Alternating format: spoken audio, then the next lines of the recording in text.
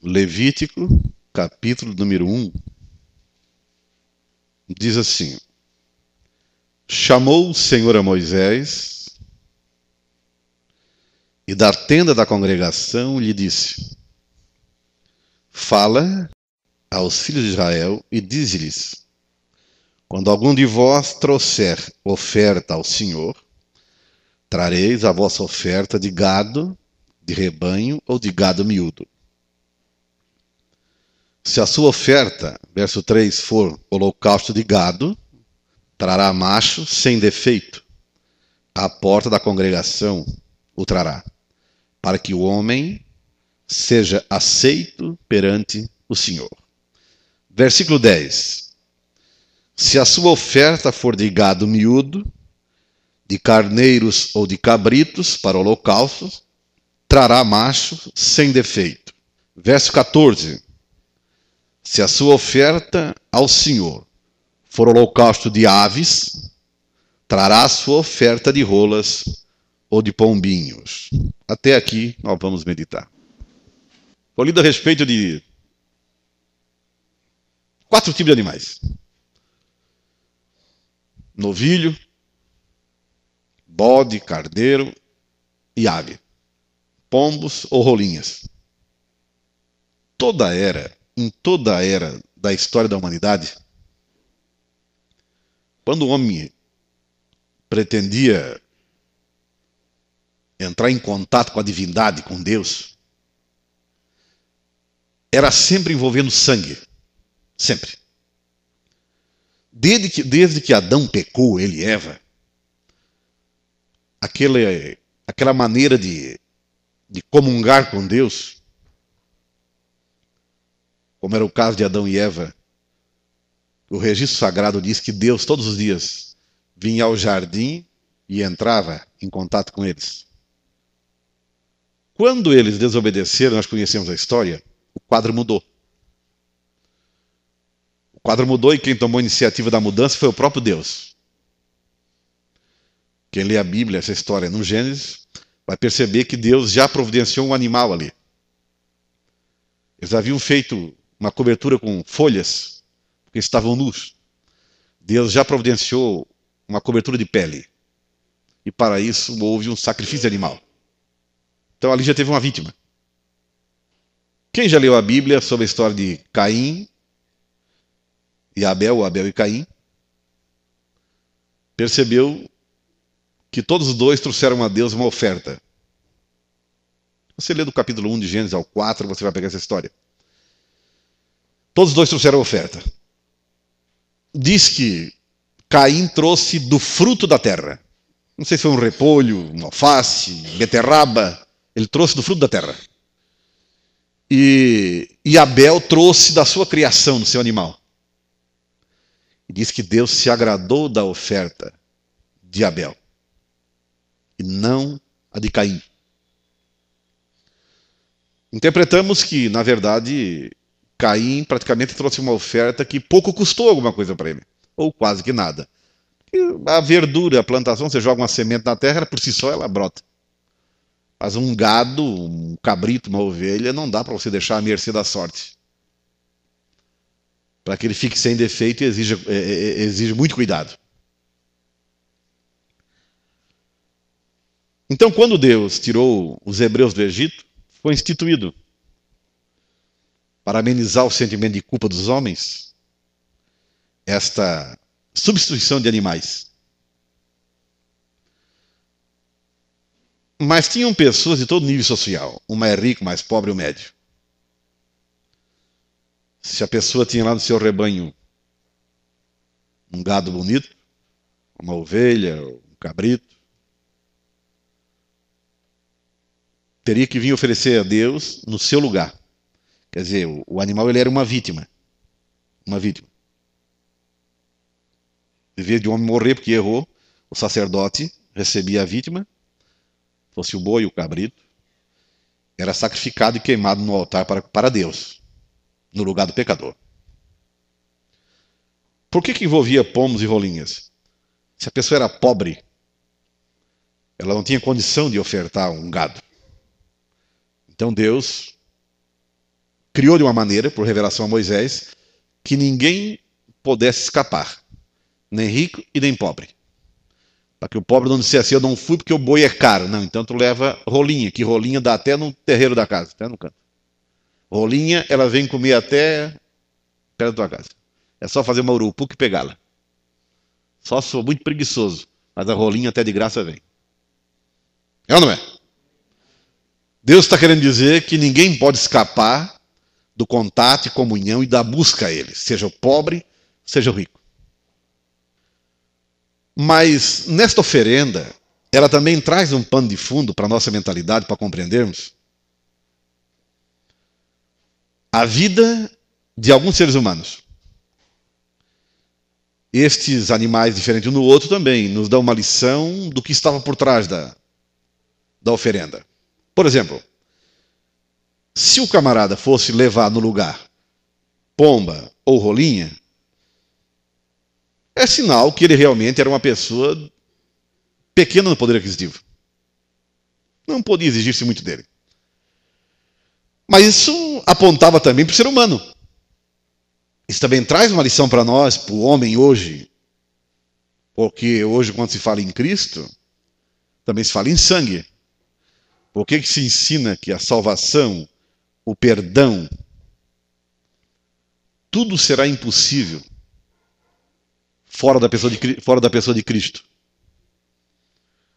Porque Cristo derramou o seu sangue.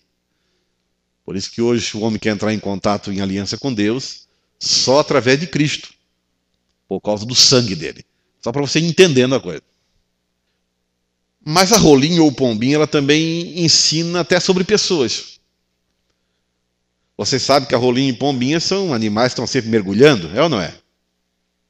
Nadando, é ou não é? O que a rolinha e pombinha faz? Voa. Voa onde? Nos buracos, é ou não é? Onde é que ela voa? Nos céus. A lição sobre a rolinha pombinha ou a pomba é o seguinte, que na verdade, se colocarmos o ser humano no lugar dessas aves, é aquele ser humano que ele só sabe também que Cristo é do céu. Mais nada. A rolinha, o pombo, ele é um habitante do céu. Para seu trajeto, quando pensamos numa ave que voa, logo imaginamos o céu. Pensamos no céu. Este pecador, este ser humano que oferecia a rola, ele é a mesma mentalidade hoje. Enquadra-se na vida de muita gente. Tem muita gente que sabe e não passa disso, que Cristo é do céu. Mais nada. Que ele também pretende para o céu. Mais nada. A visão é só até aí. Só até aí. Que Cristo é do céu e ele pretende um dia morar no céu.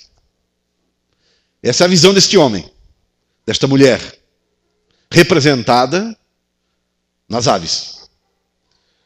Mas também, se lermos aqui no verso 10, fala de um outro animal ali, o carneiro, ou o cabrito, o bode. O que é que um desses animais, nós usando como exemplo, o bode ou o cabrito ensina? Envolve uma outra pessoa aqui. É aquele homem, aquela pessoa que sabe que Cristo é o bode expiatório. De que maneira?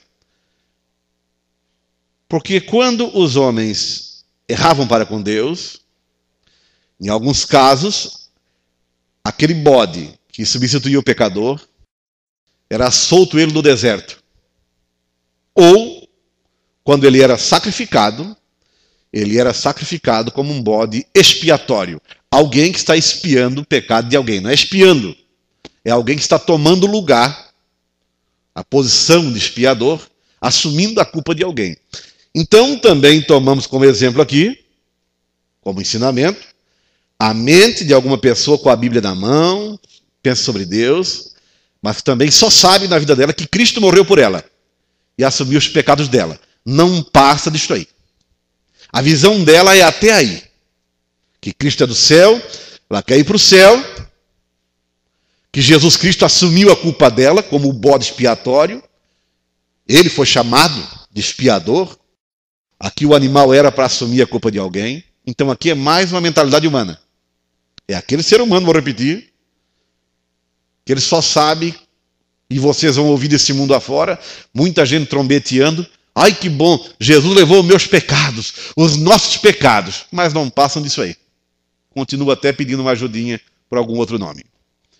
Mas temos aqui também a ovelha, ou o carneiro. O Senhor Jesus até chamou o seguidor dele de ovelha. As minhas ovelhas, ouve a minha voz. Ou então ele olhou para o mundão quando estava aqui e viu o povo sofrendo, desbandado, sem direção. Ele chamou aquele povo de ovelha sem pastor. Esta foi a expressão de Cristo. Quando fala assim ovelha ou carneiro, entra mais uma mentalidade humana aqui junto. Tem mais uma interpretação sendo colocada na mente ou analisando sobre o entendimento de muitos. Por quê? São pessoas que elas aceitaram Jesus, tornaram-se ovelha.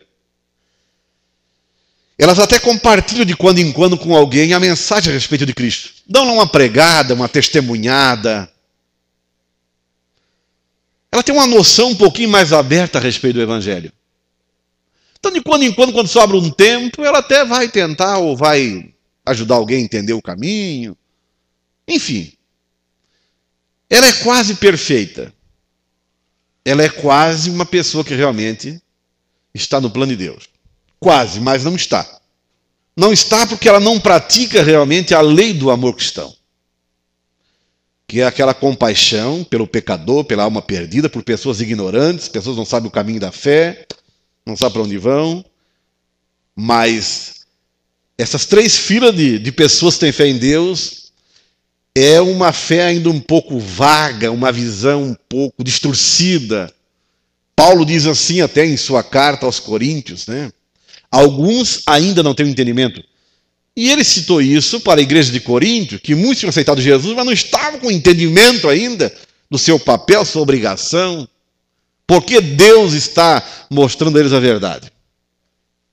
Talvez nessas três fileiras de pessoas, tem vários aqui enquadrados,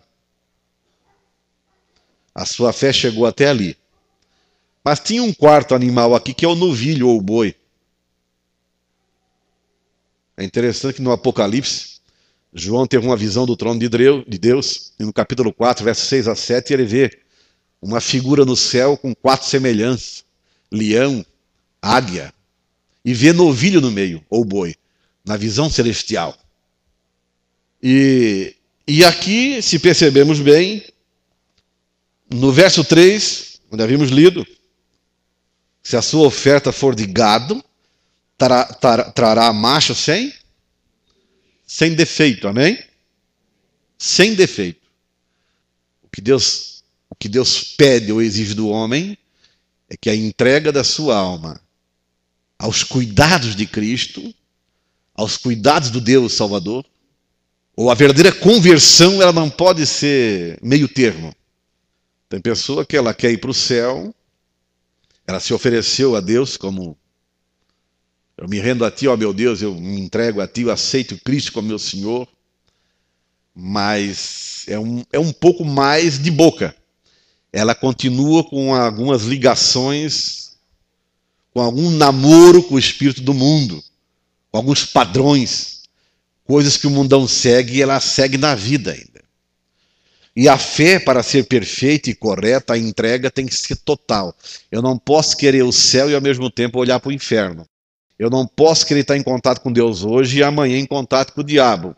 Paulo disse assim: não podeis servir a mesa de Cristo e a mesa dos demônios. Quer dizer, a fé, para ser genuína, a entrega tem que ser sem reserva e total. Por que muitos não perseveram e não chegam até, como se diz, a longo tempo na fé em Cristo? Porque a entrega não foi genuína, não foi verdadeira, não foi total. Era com interesse. Eu vou me virar para crente, ou eu vou aceitar Jesus, eu vou alguma coisa, mas se eu levar isso, ou se eu ganhar isso, ou para ver se eu consigo isso. Quando o animal aqui era colocado na mão do sacerdote para sacrificar, o animal não tinha escolha. O fogo era muito. O altar era um material de bronze. Era fogo. O animal era colocado ali queimado, o animal. Primeiro sangravam. O tutelo era usado para sangrar o animal. O animal todo, chifre, pata, couro, era tudo queimado no altar. Não podia ficar uma unha de fora. Tudo isso, Paulo deu um ensino para nós, em Romanos 12, verso 1, sobre a entrega. Rogo-vos, pois, irmãos, pela compaixão de Deus, que vos apresenteis os vossos corpos vivos em sacrifício santo e agradável a Deus, que é o vosso culto racional. Quer dizer, Paulo citou um modelo do Velho Testamento para a era cristã, chamando a conversão à entrega de oferenda a Deus, o corpo, a vida em sacrifício vivo. Quer dizer, o animal era levado vivo também. E o animal era sangrado e colocado no altar. Deus não nos quer morto, nos quer vivo, mas entregues a Ele. A vida em Cristo hoje é assim. Quando vimos esse quarto animal aqui, nós sabemos a vantagem que um boi dá para o dono. Do boi se aproveita tudo, couro. O boi ele trabalha, o boi ele serve. O boi ele dá lucro para o dono. O boi ele é muito útil. O rolinho dá útil para quem? Dá lucro para quem? Não vejo se rolinho ou pombinho dá lucro. Mas o boi dá. O novilho dá. Quando lemos Filipenses capítulo 2, versos 5 a 7, Paulo cita ali Cristo. Podemos até ler, depois voltamos aqui, lá no Novo Testamento. Paulo cita ali até sobre Cristo como servo. Filipenses, lá depois de Gálatas, levando para frente um pouquinho. Vem Mateus, Marcos, vem Lucas, vem João, vem Atos, né? Vem Romanos, 1 Coríntios, 2 Coríntios, vem Gálatas, vem Efésios, depois de Efésios vem Filipenses, capítulo 2. Aqui é o maior exemplo do novilho, do animal sofredor, servidor. Capítulo 2 de Filipenses, verso 5. Paulo ensinando diz o seguinte: tende em vós o mesmo sentimento que houve também em quem? Pois ele, subsistindo em forma de Deus, não julgou como usurpação o ser igual a Deus. Antes, a si mesmo se esvaziou, assumindo a forma de servo, tornando-se em semelhança de homens e reconhecido em figura humana. A si mesmo se humilhou, tornando-se obediente até a morte, e morte de cruz. Pelo que também Deus o exaltou sobremaneira, e lhe deu o nome que está acima de todo nome, para que ao nome de Jesus se dobre todo o joelho nos céus, na terra e debaixo da terra, e toda língua confesse que Jesus Cristo é o Senhor, para a glória de Deus Pai. Jesus ele veio para servir, vocês sabiam disso? Não? Se não fosse para isso, ele não teria dado sua vida. Ele mesmo sendo Deus, ele não usou o seu direito como Deus, mas ele assumiu a natureza humana para poder servir o homem. O Evangelho, meus irmãos, de Cristo, se ele for mal compreendido, ele é uma furada como uma religião qualquer. O Evangelho de Cristo, deturpado, ele é como uma religião furada qualquer, que não funciona. Vocês vão perceber no decorrer da história da vida cristã, têm ouvido, vão ouvir, que o Evangelho, para uns, ele produz um sucesso maior. Quando falo em sucesso maior, não é a doutrina de Balaão pregada em nossos dias, que só fala em prosperidade, de ordem material. Lembre-se bem, hein? Deus, Jesus Cristo, nosso Senhor, nunca ensinou esta doutrina. Grave bem. A meta da era apostólica é sempre visando a conversão dos homens, a entrega dos homens, conhecimento da verdade. O Senhor Jesus, certa vez, até disse, para não ter uma preocupação em excesso em juntar tesouro na terra, diz ele. Mas junte tesouro aonde? No céu, ele falou. Tá, mas como é que eu posso juntar tesouro no céu? Me diga você. Que tesouro eu posso juntar lá? A única poupança que eu terei lá, o único valor em reserva, são as minhas ações aqui na terra, em prol do reino de Deus. Este é o depósito que fica lá. Você está me entendendo? Não entendeu bem ainda? Abra comigo em Hebreus capítulo 6. Verso 10. O autor ensinando nos diz assim: porque Deus não é injusto. O homem às vezes é ou não é? Deus não. Porque Deus não é injusto para ficar esquecido do vosso trabalho e do amor que evidenciastes para com o seu nome, pois servistes e ainda servis aos... O que é evidenciar o nome de Deus? Fazer conhecido. E muita gente não conhece Deus ainda. Quem faz Deus conhecido é aquele povo que professa o seu nome. Isso é evidenciar o seu nome, fazer conhecido. E esta obrigação, esse serviço de evidenciar o nome de Deus, chama-se trabalho. É para o boi, só boi trabalha. Deus não é injusto para ficar esquecido do vosso trabalho e do amor. Aqui está um grande segredo para os teus problemas da vida. Se você deseja que Deus faça por ti, faça pelos outros. Fora disso não é evangelho. Nem perca seu tempo. Se você entrou para este caminho, pense em entrar, mas não quer praticar a lei do amor, nem perca teu tempo. Fique onde você está. Você vai só perder tempo. Você vai se decepcionar, vai culpar a Deus, vai arrumar mais bronca para a tua cabeça ainda, porque você vai ficar um conhecedor da letra, mas não um praticante, e o julgamento de Deus contra as pessoas assim é pior do que para quem nunca ouviu nada sobre Cristo. Se a pessoa entra para este caminho dessa novidade em Cristo, mas ela não se dispõe em servir, é como água parada, a tendência é ficar pior. As igrejas, de um modo geral, hoje em dia, elas estão criando movimentos para fazer número. Por que isso? Porque, na verdade, nós estamos vivendo uma era profética. Estamos vivendo um tempo que Cristo falou sobre esse tempo. Que tempo que ele falou? Do que eu citei, estaria em elevado movimento esta prática de hoje em dia. Usou outra expressão, casando e dando-se em casamento. O que ele quer dizer? Que a separação conjugal também estaria em ascensão. Nunca se separaram tanto como hoje em dia. E o pior não é, né? Isso já entrou para o meio do povo, se diz cristão, né? Eles casam, se juntam sem pedir a direção de Deus, se separam por qualquer coisa também, e dizem que tem amor no coração, que são cristãos. Isso já entrou em muitos movimentos que se diz evangélico. E é tão certo essa profecia para a nossa geração, que quem aqui tem parentes de 70 anos, 80 anos, que casaram há um tempo da juventude, essas pessoas ainda estão zelando pelo matrimônio, estão morrendo com o mesmo parceiro. Mas já entramos numa geração de 20, 30 anos para cá, onde a separação é mais, ninguém se suporta mais, enfim. Juntou tudo na geração que Cristo falou. Casando-se, dando em casamento, e juntou a semelhança com Sodoma, e como foi na época do dilúvio, seriam também, os pegou despreparados, distraídos, e o povo, de um modo geral, estão perdendo Deus como um foco, como base.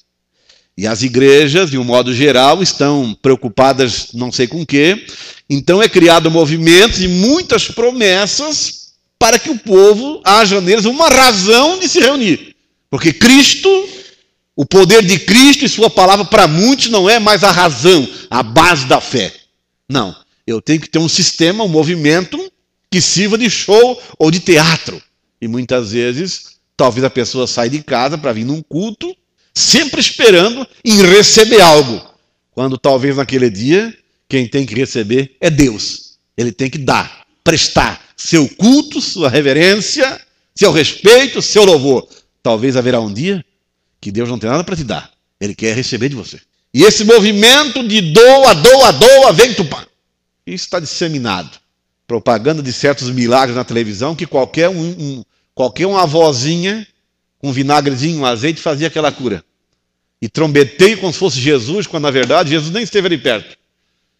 Curas que não têm fundamento no poder de Deus, que qualquer um consultório, qualquer uma cimbalena que o médico deu, e a trombeta soa. Porque o povo quer sempre o caminho fácil. E o que é interessante, Cristo também falou sobre isso. Surgiriam muitos movimentos em nome dele, fazendo coisas e multidões seguiriam. Se eu promover aqui uma noite só para orar, eu sei que muitos vêm. Mas quantas noites suportarão? Vamos orar pela família, pelo Estado, pelo país, pelo movimento genuinamente de Deus, quantos estarão dispostos? Isto é a base. A disposição, a fé verdadeira num Deus invisível. A possibilidade de uma intervenção num Deus invisível. Crer que o Deus pode agir. Mas literalmente Deus agir. Literalmente Deus agir. A sociedade, ela está muito ocupada hoje em dia. A sociedade, de um modo geral, ela tornou-se religiosa. Mas isso não estou culpando. Nesse meio já tem esse espírito também. Eu simplesmente achar que eu venho no templo, está tudo bem. Não. Se o que eu aprender, eu não pôr em prática, nada adianta eu me sentar. Quantos aqui têm, talvez, mais de 100 horas de estudo da Bíblia? Comparando dias de culto. Eu pergunto uma coisa. Dessas 100, quantas 2 horas você compartilhou com alguém que não conhece a verdade? Eu sei que alguns irmãos compartilham. Sei perfeitamente. É a maior prova de fazer poupança no céu, de ser novilho, trabalhar para Deus. Deixa eu explicar uma coisa para vocês. Talvez tenha algum ser humano que faz 1 ano, 2 ou 3 que ele está orando para Deus conceder alguma coisa para ele. E ele está quase desanimando no caminho, quase sentando. Mas será que o que ele está pedindo ele vai receber? Será que o que ele está pedindo é da vontade de Deus? Será que se ele receber o que ele está pedindo vai melhorar a fé dele, a espiritualidade, ou vai piorar? Quer dizer, Deus sabe o que é melhor para nós. Então a melhor coisa de momento, quando eu entendo o caminho, é eu procurar saber o que Deus quer comigo. O que devo fazer, como me posicionar. Primeiro, a entrega do animal, depois o resultado. Mas hoje parece que as conversões estão sendo parciais. Total, não, porque eu não sei se eu vou aguentar, se vou querer, vou primeiro. As coisas de Deus são muito melhor. Muito melhor. Muito melhor. Abram comigo em Êxodo capítulo 23. Ali está o segredo de Deus cuidar do homem. Da tua vida ser uma vida do dar certo, como se diz. Êxodo capítulo 23 e o verso 25. Servireis ao Senhor, vosso Deus, e Ele, Deus, abençoará o vosso pão e a vossa água, e tirará do vosso meio as enfermidades. Depois que você ouviu sobre Cristo, disse para si mesmo que agora é um crente em Cristo, aceitou Jesus, você fisicamente melhorou ou piorou? Se piorou, teve coisa errada. E a culpa não é de Deus. Se abençoará a tua água, o teu pão, quer dizer o seguinte: não deixarei faltar a tua água e o teu pão. Isso está se cumprindo na vida de todos. Servireis ao Senhor vosso Deus.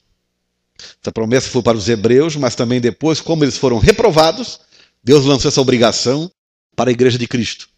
Por isso que eu li em Hebreus capítulo 6, verso 10, sobre fazer evidente o nome de Deus, na pessoa de Cristo, e trabalhar para Ele. Que Ele não se esquece que deve para nós. Esse versículo responde por que tanta gente de Bíblia na mão, há 1 ano, 2, 3, 4, 5 anos de igreja, e sempre doente, sempre desgraçado, falta cá, falta lá. Quando fala-se em servir a Deus, não é descartado, é claro, o ensino dentro do plano de Deus. Como eu me comportar, como eu ser útil nesta terra. Deixa eu fazer uma perguntinha aqui. Durante a semana, o que você faz? O que é que você faz para Deus? Paulo até no ensino diz que, ou se colocou, e dizendo que os homens nos considerem como embaixadores de Cristo. As únicas pessoas que representam o país divino na terra são os homens que pregam o Evangelho de Cristo. Embaixador é alguém que representa seu país. Você está me entendendo?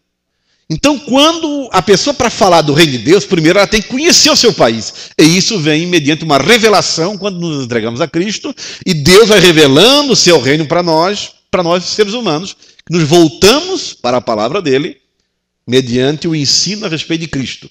Por isso que vem para esse caminho todo de coração, quando a coisa é autêntica e verdadeira, tem que melhorar, porque ele está encontrando a vida. Durante uma semana, voltando, você viveu só para ti? Você que já vem ouvindo que Cristo é a solução, você já deixou isso arraigar em tua vida, enraizar, penetrar e tentar contar para alguma amiga, para um amigo: olha, eu estou entendendo que nós estávamos numa canoa furada e sem fundo, e o caminho é Cristo, a fé é Cristo, Ele é o Senhor. tu deve também fazer o que eu estou fazendo. Por que uma pessoa não faz? Ela não crê, ela está em dúvida ou tem medo. A Bíblia nos diz que a esperança que se adia adoece o coração. A mesma Bíblia diz que esta esperança é Cristo, esperança da glória. Quando eu adio a minha comunhão com Ele, a minha fé nele, ou Ele com o meu Senhor, a tendência é eu cada vez adoecer mais. Da alma, principalmente. Observe que quando a pessoa alcança um propósito que ela espera, há um reflexo, há uma expressão de alegria. Quando ela alcança o que ela esperava. Chega no Natal agora, quantas crianças vão estar com o rosto brilhando de alegria, porque pediram para o Papai Noel, não sei quem lá, uma bicicleta. E esperava, não viu a hora do dia 24 ou 25. A bicicleta chegou, a alegria irradiou. O resultado da esperança. A Bíblia diz que Cristo é a esperança dos homens. O que os homens precisam não é de dinheiro nem de carro novo, precisam de Cristo na vida. Do poder de Cristo. Tem muita gente pobre, tendo muita coisa material. Outros, pobre material, diz a palavra, mas possuindo tudo. Que ele tem tudo que Deus está concedendo a ele. A paz, o perdão, a direção, a vida. Ele tem tudo o que um laboratório não consegue fazer. Servireis ao Senhor. E Ele quem? Nosso Deus. Abençoará o vosso pão e a vossa água. E tirará do vosso meio. Não tem... Essa palavra aqui é muito bonita. Tem ziquezira que não tem remédio que tira, mas tem um que tira. Está me entendendo? Tem praga que, com todo respeito, eu sou uma pessoa que eu respeito muito a medicina. Eu me sinto assim quando vamos para a televisão, porque os médicos não puderam, denegrindo, desfazendo. Vamos honrar quem também Deus usa. Não vamos pensar que Deus não pode usar a mão de um médico. Pode sim. E como é bom você se deparar com um profissional que olha para ti com o teu zóio virado. Ei, tu tá com lombriga. É ou não é? Na hora, pá! Leva esse remédio para a bicha que já vai resolver já. O nego vai embora. É ou não é bom? Como a medicina tem dado resposta para a sociedade hoje em dia. Meus irmãos, se não é o avanço da medicina, nós estávamos encontrando gente podre caída na rua. Não tinha mais lugar. Não tinha mais lugar. Agora, aquilo que a medicina, que é limitada, não puder fazer, Deus pode. Deus pode. Ele nem diz que tipo é, porque enfermidade para Deus não tem tipo que não possa tirar. Pois Jesus tirou o Lázaro já podre de 4 dias. Agora um tumor, um HIV, uma praga, qual que for, não é nada para esse Deus. Agora é interessante. O que Deus está prometendo aqui, que quando eu me disponho a servi-lo, Ele se dispõe a me dar saúde. Porque Ele não quer um empregado doente. Deus não quer ninguém inválido. Você está me entendendo? Porque que é vantajoso? Você realmente, em vez na hora da folga, ir lá para um campo ver bola e a turma se brigando tudo, vá visitar uma alma carente. Vá pregar para o teu amigo, um conhecido, um telefonema. Em vez de ficar na rede ali com lorota. Como é que chama hoje o grupo de amigos? O Face, né? É isso? Que tem, não? Em vez de ficar ali com lorota, mandando pipipi. Então use a mesma tecnologia. Manda uma mensagem bíblica. Só para ver o barateiro correr da rede. Só para ver o barateiro correr. Porque vai dar tanta barata correndo. Eles se juntam muito quando sai porcaria. Aí tudo sabe um do outro. E para quando vê, tá um ninho. Bombardeia com os torpedos aqui da Bíblia, para ver quantos vão ficar na rede. Mas faça o teu trabalho. Sirva a Deus. Quantas pessoas hoje que têm tempo para errar, casam errado, casam mal na hora errada. Quanta gente sempre doente. Meu irmão, nós não somos de ferro. Nosso corpo está sujeito. Mas quando nos dispomos a ser útil na mão de Deus, a ser o novilho, nós temos mais ponto positivo do que negativo. Pode ter certeza disso. E como um conselho para quem está desejando andar nesse caminho, se você não pensa em ser útil na mão de Deus, nem entre. Você vai só perder seu tempo. Eu já disse para algumas pessoas, por que tu não volta para cachaça? Volta para cachaça, cara. Tu era de boate, mas volta para boate, rapaz. Tá cheio de morena, loira. Vai para lá, rapaz. Mas o pastor, não quer nada com Deus. Tu vai te perder igual. Então pega esta carne, este corpão, pega e desossa ele na zoeira. Porque desse jeito tu vai para o inferno igual. Então vai para o inferno, mas vai contente. Não é verdade? Vai para o inferno, mas vai contente. Quando morrer, morri, mas eu aproveitei esse corpinho que deu. Porque às vezes o ser humano fica com cara de bonzinho, Cara de bom, mas não fede nem cheira, não tem fruto. Meu amigo, o pecado também é gostoso. Pecado não é ruim, não. Tem pecado bom pra caramba. Tem pecado bom. A Bíblia diz que o pecado é gostoso. E quando a pessoa é neutra, não está servindo a Deus e nem no pecado, ela fica o quê? Apática, insonsa, indiferente. Tanto faz pregar, o pregador se esperneia, faz piroleta, o Espírito Santo fala, ela, morta, uma estátua viva. Estão me entendendo? Isso é quando ela não está nem num lado ou nem no outro. Ela sabe que lá fora, ela sabe que o sistema do mundo é errado. Ela tem medo do inferno, mas também não serve. Então ela fica neutra.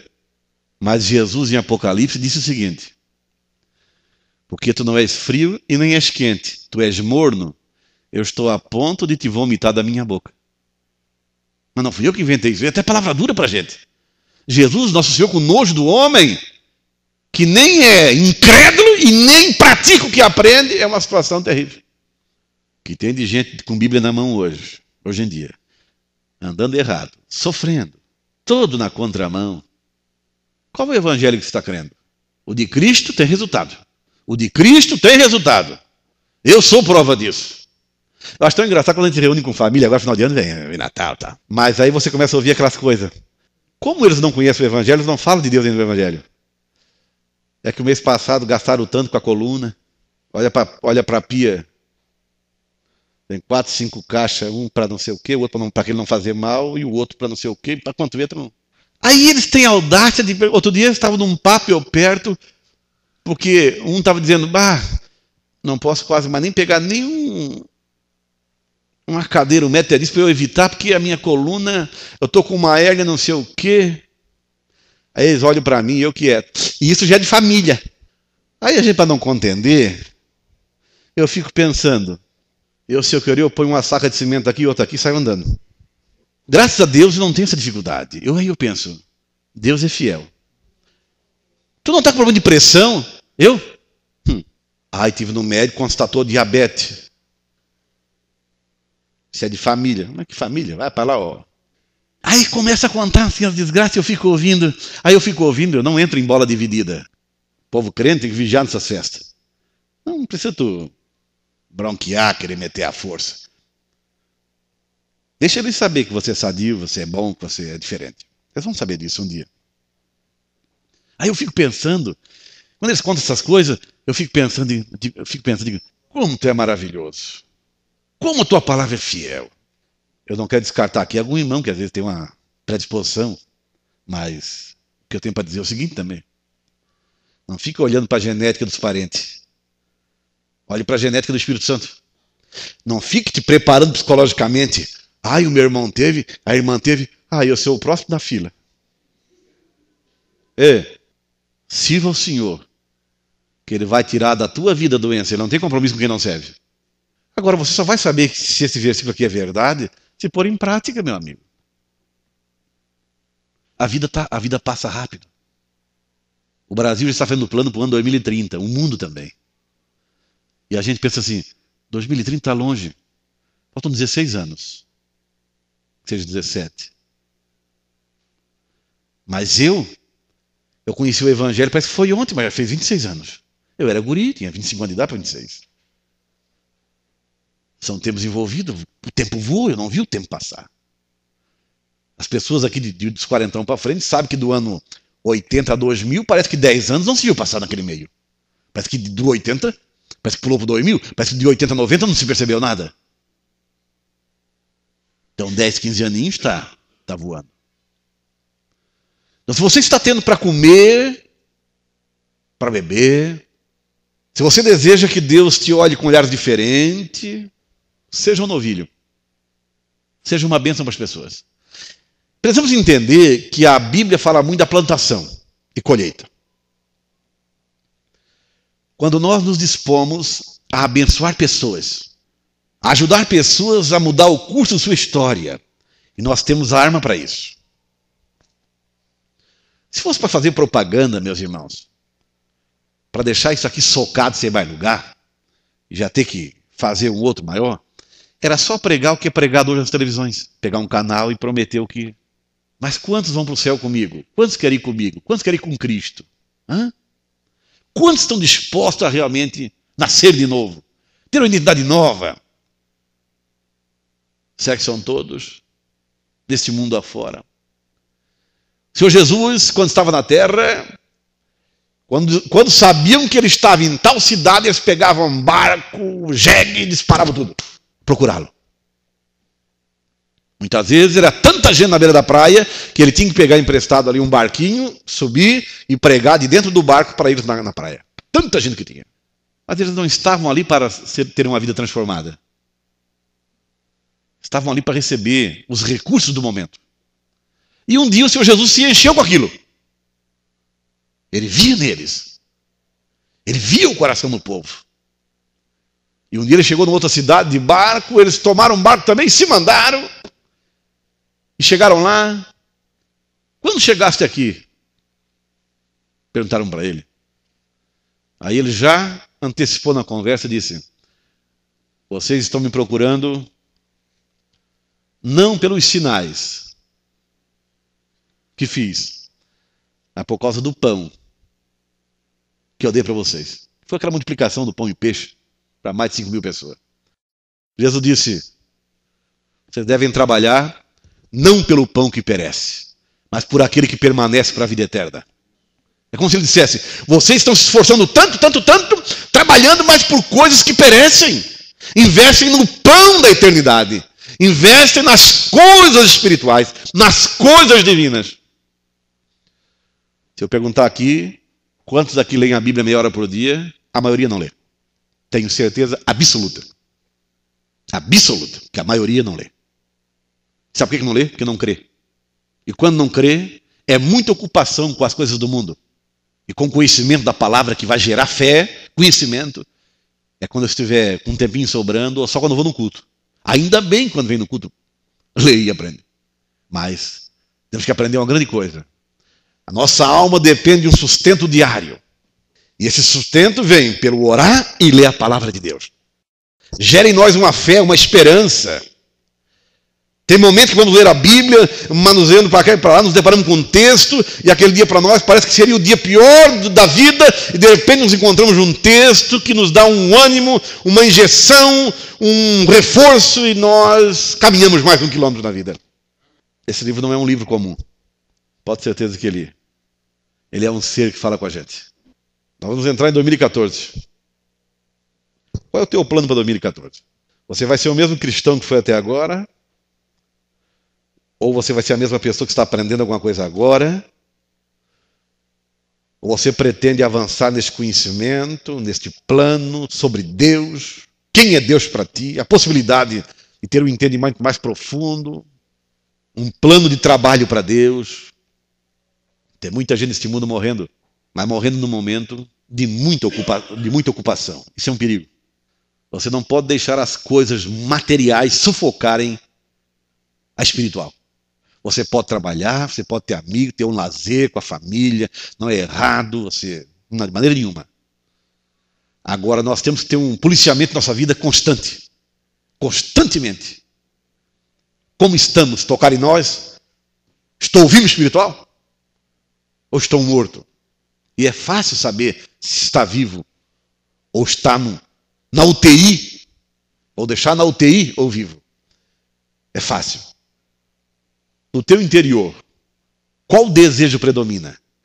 Você é fascinado pelas coisas de Deus, pela vontade de Deus, conhecer esses mistérios em Cristo, ou para você está bom assim, o mundo também está assim, então eu também vou me jogar como o mundo está. O que você pensa? Para 2014. Eu vejo aqui alguns irmãos que praticam a lei do novilho. Procuram compartilhar o pouco que sabem ou muito com pessoas para ajudá-los a pôr no caminho da salvação em Cristo. Mas entre esses poucos e os outros, de mais tempo até na fé. Quantas pessoas tu trouxe a Cristo esse ano? Nenhuma? E para o ano 2014? Quando você morrer, você vai chegar no céu com quem? Jesus da primeira morte chegou no céu pela mão com um ladrão na mão, mas chegou com alguém. A primeira ressurreição, já levou alguém. Quantos vai contigo? Você que está conhecendo o caminho, Deus está dando esse privilégio para você. Tem muita gente partindo deste mundo sem conhecer a verdade. Você está conhecendo. Talvez você diria assim: Para quê, pastor? É o seguinte, é que a minha vida financeira ainda estou numa luta, numa batalha, ainda tá. Quanto tempo está assim?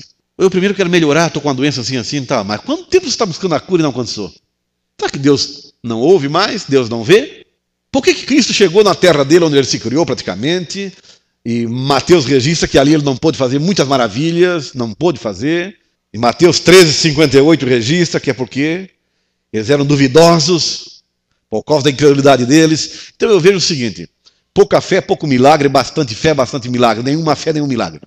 Eu quero dizer para as pessoas que Deus não vai aparecer para ninguém. Temos como base sua palavra. E é nela que temos que nos firmar.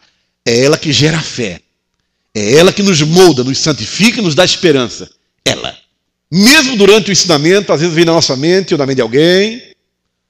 Está bem assim. Que bom se fosse assim. Mas é assim. Esse texto do Êxodo.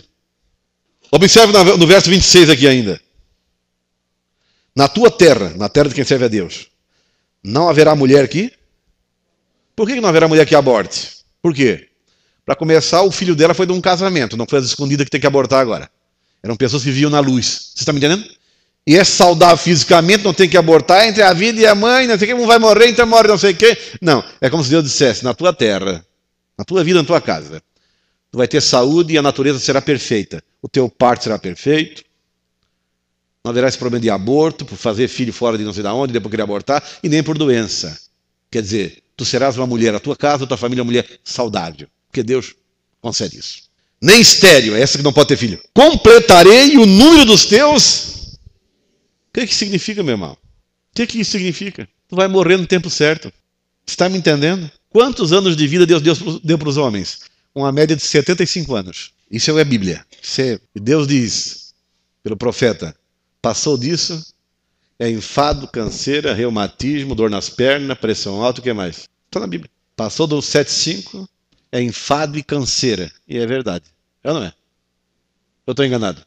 Vocês estão vendo aí, por acaso, a maioria dos homens de 80 anos correndo de bicicleta, jogando bola. É ou não é? Então aproveita ser útil para Deus agora com saúde. É ou não é? Ainda bem quando eles com 80 anos estão andando com as pernas deles.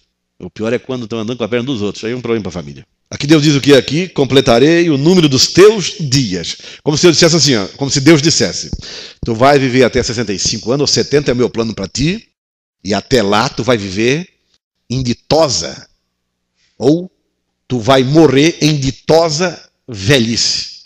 Tu vai morrer com felicidade, saudável, bem. A tua velhice será uma velhice bem. Uma velhice perfeita, com alegria. Olha, tem muita gente de idade alegre na vida, hein? Tem gente de idade que só é velho o corpo, o espírito é de 20, 30 anos. Estão sempre alegres.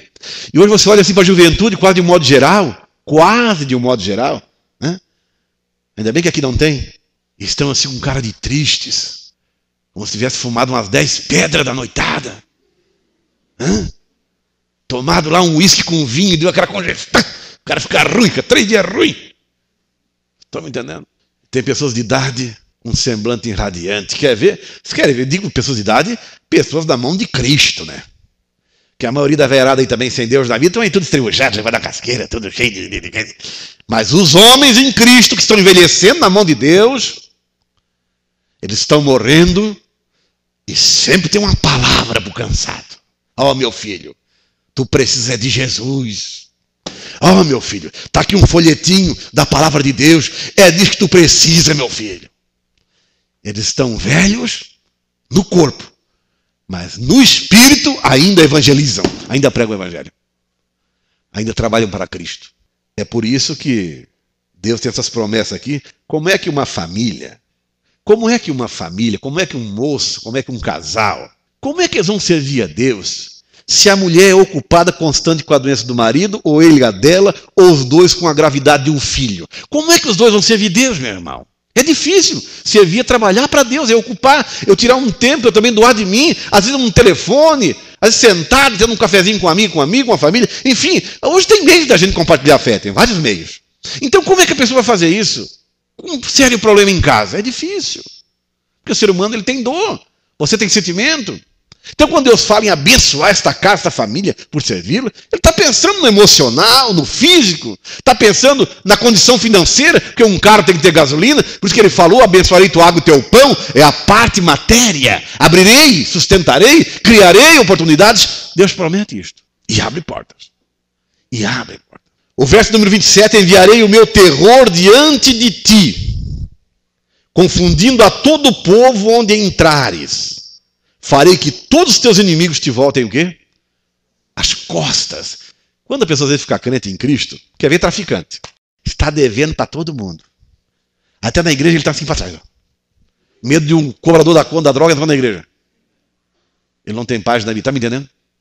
E a pessoa, antes de ficar crente em Cristo, ela poderia ter vários inimigos. Comprou, não pagou, deu um calote, tirou o carrinho do cara, o que ele suou, enfim. Ou então, enfim, criou um mal aí, desgraçou uma pessoa.